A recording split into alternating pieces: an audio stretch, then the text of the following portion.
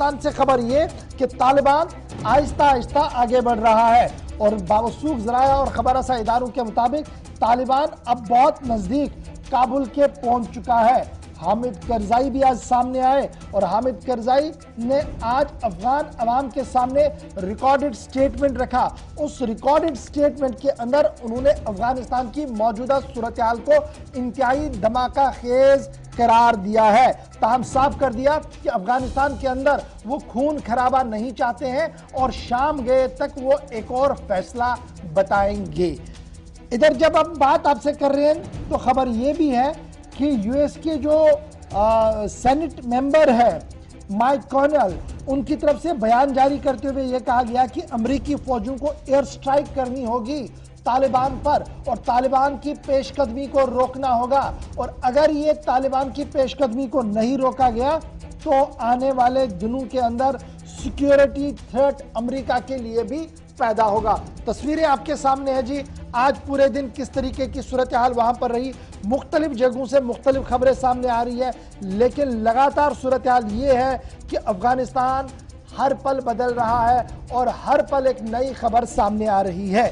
इधर कनाडा के बाद भारत ने भी अपने मौक़िफ़ में वजाहत की है और भारत सरकार के मुताबिक वो अफगानिस्तान से जो मुहाजिरीन आएंगे उनकी बाज़ाबातकारी के लिए दरवाज़ा खोल सकते हैं। दफ्तर खारजा के ज़राया से हमारे पास इस वक्त की बड़ी खबर सामने आ रही है। कनाडा ने पहले ही 20,000 के करीब सिख और हिंदू माइग्रेंट्स को जो अफगानिस्तान से हिजरत करेंगे उनको वहां पर पनाहगुज़ीर या शहरियत देने का फैसला किया है। ताहम दफ्तर खारजा भारत की तरफ से जो बयान जारी अभी नहीं हुआ है, लेकिन ज़राया हमें यह बता रहे हैं कि भारत सरकार भी इस मौक़िफ़ को इख्तियार कर सकती है। रहमत इस वक्त मेरे साथ ज्वाइन कर चुके हैं जो लगातार इस पूरे मामले पर नजर रखे हुए हैं। रहमत, अफगानिस्तान की सूरत हाल इंतहाई धमाका खेज है और अब अमेरिका के लॉ मेकर्स तक इस बात को मान रहे हैं कि जिस तरीके का यू टर्न अमेरिका ने वहां पर लिया और खाली हाथ अमेरिका को वहां से निकलना पड़ा, यह अब अमेरिका की एस्टैब्लिशमेंट और अमेरिका की सिक्योरिटी सिचुएशन के लिए भी खतरनाक है। उस पर थोड़ी देर में आऊंगा, लेकिन सबसे पहले ताजा तरीन खबर, कहां तक तालिबान की पेशकदमी पहुंची है?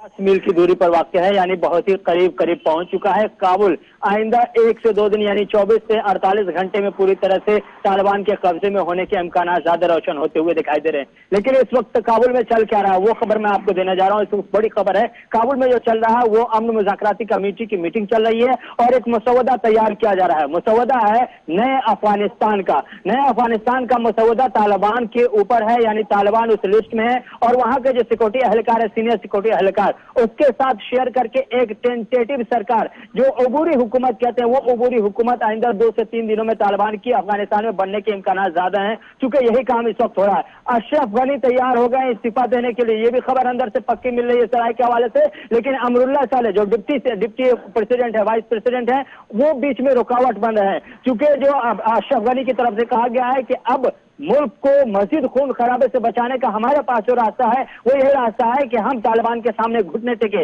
यह बात 2 दिन पहले मजार शरीफ का दौरा करते हुए अशरफ गनी ने कही थी और यही बात आज उन्होंने रिकॉर्डेड बयान में कहा है। इस पर जो वहां के मुकामी ज़राए हैं या सियासी मुबस्सिरीन है वो बता रहे हैं कि इसका सीधे मतलब है कि आप तालिबान के सामने घुटने टेक रहे हैं, खून खराबा नहीं होगा, यानी कि आपको इस्तीफा देना होगा। यानी 24 घंटे आइंदा 24 घंटे में अशरफ गनी की सरकार जा सकती है और तालिबान के दौरे इक़्तिदार का आगाज हो सकता है। बड़ा इंपॉर्टेंट है कि जब अशरफ गनी दोबारा सदर बने अफगानिस्तान के, उनके हाथ में बागडोर आई, तो तब से लगातार बैक चैनल से कोशिश कर रहे थे कि तालिबान के साथ किसी न किसी तरीके से बातचीत हो और उन्हें अपने कंट्रोल में किया जाए या उन्हें किसी न किसी तरीके से हिस्सेदार बनाया जाए हुकूमत के अंदर।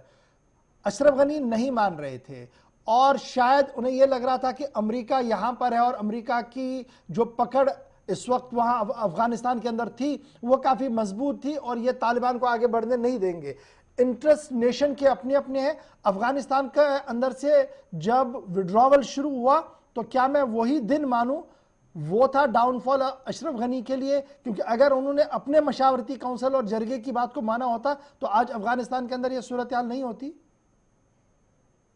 अफगानिस्तान की सूरत हाल आज ये नहीं होती जब अशरफ गनी पहले दिन बात मान लिए होते। अशरफ गनी के खुद बहुत से करीबी लोग कह रहे हैं कि अशरफ गनी ने अफगानिस्तान को अपनी जागीर के तौर पर समझकर चलाया है, इसीलिए आज नौबत है, आज नौबत यहाँ तक पहुंची है। अफगानिस्तान में अशरफ गनी की आज ये सूरत हाल है कि अगर 2 से 3 दिन के अंदर वो अफगानिस्तान खाली नहीं करते हैं तो फिर उनके लिए बहुत ही मुश्किल दौर का आगाज हो सकता है। और खबर यह भी है अंदर से कि अपने पूरे परिवार के साथ वो अफगानिस्तान से बाहर निकलने की तैयारी कर चुके हैं। अमरुल्लाह सालेह बीच में रुकावट बन रहे हैं, वो कह रहे हैं कि हम इस पॉलिसी के लिए तैयार नहीं है, आपके साथ नहीं है। यही वजह है कि ताखीर हो रहा, वक्त लग रहा है। अफगानिस्तान में तालिबान के दौर के आगाज में काबुल के बहुत करीब पहुंच चुके हैं। अशरफ गनी ने अगर वक्त रहते पहले ही ये बात कह दी होती कि मुल्क को मजीद खून खराबे से बचाना है, मुल्क के 20 साल जो कुछ झेला है या पिछले 8-10 सालों में जो कुछ तरक्याती काम हुए उन तमाम कामों को नुकसान न पहुंचाया, अवामी जायदाद को नुकसान नहीं पहुंचाया जाए, तमाम चीजें हर जगह वैसी ही रहे, तो फिर ये स्टेप पहले ही लिया गया होता। जब तालिबान मन बना चुका था हुकूमत में शामिल होने के लिए, तब अशरफ गनी ने पीछे कदम उठाया। और आज जबकि तालिबान काबिज हो रहा है तो अशरफ गनी की तरफ से ऑफर किया जा रहा है। अब तालिबान चूंकि देख रहा है कि हमारी जीत यकीनी है तो फिर वो ऑफर क्यों कबूल करेगा, ये वजह से ठुकरा दिया है। और अब आइंदा 2 से 3 दिनों में अशरफ गनी को अपने किए के अंजाम तक पहुंचना होगा। अशरफ गनी या तो काबुल में रहेंगे तो फिर तालिबान के पिट्ठू बनकर रहेंगे, या फिर उन्हें मजबूरन अफगानिस्तान को खाली करके दूसरे किसी मुल्क जाना होगा अपने परिवार के साथ। ठीक है जी, ये तो अफगानिस्तान की बात है, लेकिन इस बीच अमेरिकी सेनेटर्स की भी आवाज अब आना शुरू हो गई है कि आप वहां पर जी एयर स्ट्राइक करें। और ये एयर स्ट्राइक की बात उस वक्त सामने आ रही है जब 3000 के करीब एडिशनल फोर्सेस विद कार्गो भेजे गए हैं ताकि वहां पर जो डिप्लोमेट्स हैं, डिप्लोमेट्स की फैमिलियां हैं, उन्हें वापस निकाला जाए, बहिफाजत अमेरिकी वहां से निकल जाए। तो ये जो नई आवाज आ रही है पिछले 2-3 दिन से, ये कितनी असरअंदाज हो सकती है अमेरिका की पॉलिसी पर?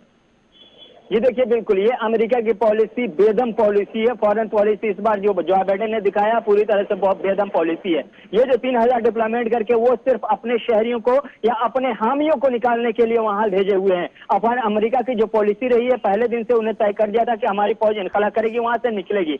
अब फिर से एयर स्ट्राइक, दरअसल ये एक ऐसे मुर्दा पर लात, ऐसे जिस्म पर लात मारना है या ऐसे जिस पर एयर स्ट्राइक करना है जिसमें जान है ही नहीं। तो ये अमेरिका दिखाने वाले दांत की तरह ये बयानात सामने आ रहे हैं, लेकिन चूंकि अमेरिका सामने आ चुका है अमेरिका के कि अब हम कुछ नहीं कर सकते, एयर स्ट्राइक करेंगे तो भी इंसानी हुकूक का खून होगा और नहीं करेंगे तो भी हो ही रहा है। ऐसे में अपने दामन को साफ करते हुए अमेरिका निकलने की कोशिश कर रहा है। बयानात तरह तरह के आ रहे हैं, लेकिन जो बाइडेन ने सीधे अटल रखा हुआ अपना फैसला कि हमने अफगानिस्तान में जो कुछ किया, अपने फौजी इनखला का जो फैसला लिया है उस पर हमें रिग्रेट नहीं है, अफसोस नहीं है। अफगानिस्तान का मुस्तकबिल अफगानिस्तान के अवाम के हाथों में है, हम अपनी एक और नस्ल को अफगानिस्तान में बर्बाद नहीं होने देंगे। ये साफ पॉलिसी है। अब इस पर तरह तरह के बयान आना वो सिर्फ दिखावेबाजी के अलावा और कुछ नहीं है। जमीनी सूरत हाल ये है कि अमेरिका बुरी तरह से अफगानिस्तान में नाकाम हुआ है और इस नाकामी के पीछे जो तस्वीर बन रही है कि आज अपने फौजों को इनखला के लिए, अपने शहरियों के इनखला के लिए 3-3 हजार मजीद इजाफी डिप्लॉयमेंट कर रहा है।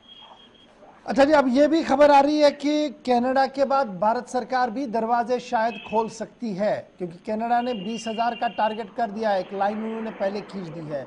दफ्तर खारजा से क्या कुछ खबर इस वक्त सामने है कि जो अफगानिस्तान से पनाह गुज़ीर आएंगे निकल कर आ सकते हैं? कितने लोगों के लिए जगह हो सकती है? क्या कुछ प्लान एग्जीक्यूट करने की कोशिश है? जी बिल्कुल, कनाडा ने आज सुबह ऐलान किया था और अब भारत सरकार की तरफ से बाकायदा तौर पर एक रोड मैप तैयार किया जा रहा है कि हमें कितने शहरियों को जगह देने हैं, कितने तालिबान के सताए हुए उन तमाम अफगानियों को जगह देने हैं जो भारत के सपोर्ट में रहे हैं, भारत की आवाज में आवाज मिलाते रहे। ऐसे लोगों को भारत सरकार जगह देने के लिए तैयार है। लिस्ट तैयार की जा रही है बाकायदा तौर पर कि अगर हम पनाह देंगे, कैसे देंगे, कहाँ देंगे, कैसे लाएंगे, कैसे रखेंगे, ये पूरा रोड मैप तैयार किया जाए। जो जरा से हमें अंदर से खबर मिली कि करीब 35,000 के आसपास अफगान महाजरीन को हिंदुस्तान जगह दे सकता है। इसमें हिंदू, मुस्लिम, सिख, ईसाई सारे के सारे होंगे जो तालिबान के सताए हुए हैं। इसमें जात का फर्क या जो एनआरसी की बात हो रही थी उसको नहीं मलूज़े खातिर रखा गया। सीधे तौर पर अफगान तालिबान के सताए हुए लोगों को हिंदुस्तान जगह देगा, लेकिन शर्त यह होगी कि उन लोगों को जगह दी जाएगी जो हिंदुस्तान के सपोर्ट में रहे हो, हिंदुस्तान के हिमायती रहे हो। ऐसे लोगों को भारत सरकार जगह देने का प्लान बना रही है। बहुत जल्द यहाँ पर एक बड़ी डेवलपमेंट आ रही है जो मेरे सामने इस वक्त आ रहा है।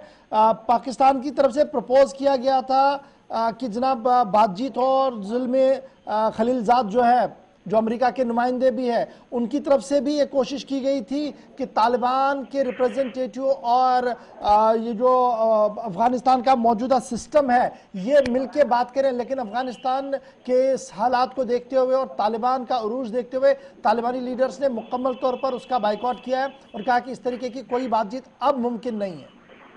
जी बिल्कुल, तालिबान पूरी तरह से बाइकाट इसलिए कर रहा है कि ग्राउंड जीरो की सिचुएशन अभी जो है, आज एक कंधार में chamber of commerce Kandahar chamber of commerce की मीटिंग बुलाई गई थी।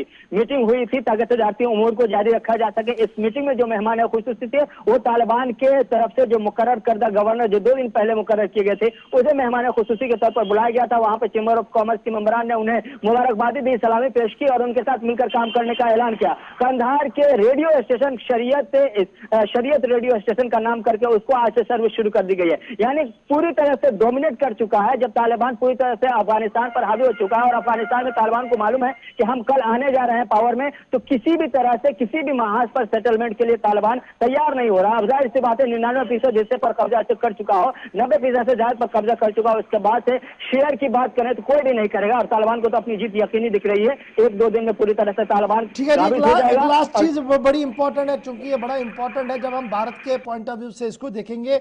और आज सुहेल शाहीन का जो एएनआई के साथ एक डिटेल इंटरव्यू हुआ है, उसमें 2 चीजें बड़ी क्रिस्टल क्लियर है कि भारत सरकार की जो इन्वेस्टमेंट है इसको जी हम बड़ी पजीराई कर रहे हैं और ऑनगोइंग प्रोजेक्ट्स के साथ कोई छेड़छाड़ नहीं होगी। और दूसरी बात जो धमकी वाला लहजा है वो ये है कि अगर अफवाज को रखा गया या मदद की गई किसी भी तरीके से किसी और को, तो हालात खराब होंगे। 2-3-4 सवाल पूछे गए थे। पहला सवाल यह था कि हिंदुस्तान और अफगानिस्तान एक जमाने से रिश्तेदार के तौर पर, पड़ोसी के तौर पर तरक्याती उमूर में एक दूसरे के शेयर रहे हैं, पार्टनर रहे हैं और तरक्याती प्रोजेक्ट कई अफगानिस्तान में चल रहे हैं। अगर तालिबान कब्जा कर रहा है या तालिबान का दौर इक़्तिदार शुरू होता है तो फिर उन तरक्याती प्रोजेक्ट का क्या होगा। उसमें सुहेल शाहीन की तरफ से कहा गया कि हम तमाम कोशिशों को भारत की तरफ से जो की गई है सराहते हैं और ये तमाम तरक्याती प्रोजेक्ट चलते रहेंगे, इसे किसी भी तरह से छेड़छाड़ नहीं किया जाएगा। सवाल एक और ये था कि अगर अफगानिस्तान की सरकार हिंदुस्तान से मिलिट्री मदद मांगती है सिक्योरिटी पॉइंट ऑफ व्यू से, तो फिर क्या हिंदुस्तान की मिलिट्री अगर वहां जाती है तो तालिबान का क्या रोल होगा इसके सामने। तो तालिबान की तरफ से या सुहेल शाहीन की तरफ से कहा गया कि अगर इंडिया ऐसा करता है तो इंतहाई गलत बात होगी। नतीजे में तालिबान वही करेगा जो अब तक करता रहा है अमेरिका के साथ या दीगर मुल्कों के अफवाज के साथ। और साथ ही साथ एक और सवाल था सुहेल शाहीन के सामने रखा गया था कि जो हिंदुस्तान के साथ रिश्ते रहे हैं पुराने, वो रिश्ते हमारे बहाल रहेंगे। रिश्ते में कोई दिक्कत नहीं, कोई करवाट नहीं आएगी। सरकार बदलेगी, कुर्सी बदलेगी, हुकूमत बदलेगा, अंदाज बदलेगा, लेकिन जो पड़ोसी ममालिक के साथ रिश्ते रहे वो रिश्ते बहाल रहेंगे। लेकिन ज्वाइन करने के लिए और तालिबान की खुसूसी कवरेज के लिए अपडेट आप कर रहे हैं लगातार गुलिस्तान न्यूज पर अपने नाज़रीन को कि क्या कुछ वहां पर चल रहा है और मौजूदा सूरत हाल क्या कुछ है, आपको पल पल का अपडेट हम जरूर बता रहे हैं। बढ़ते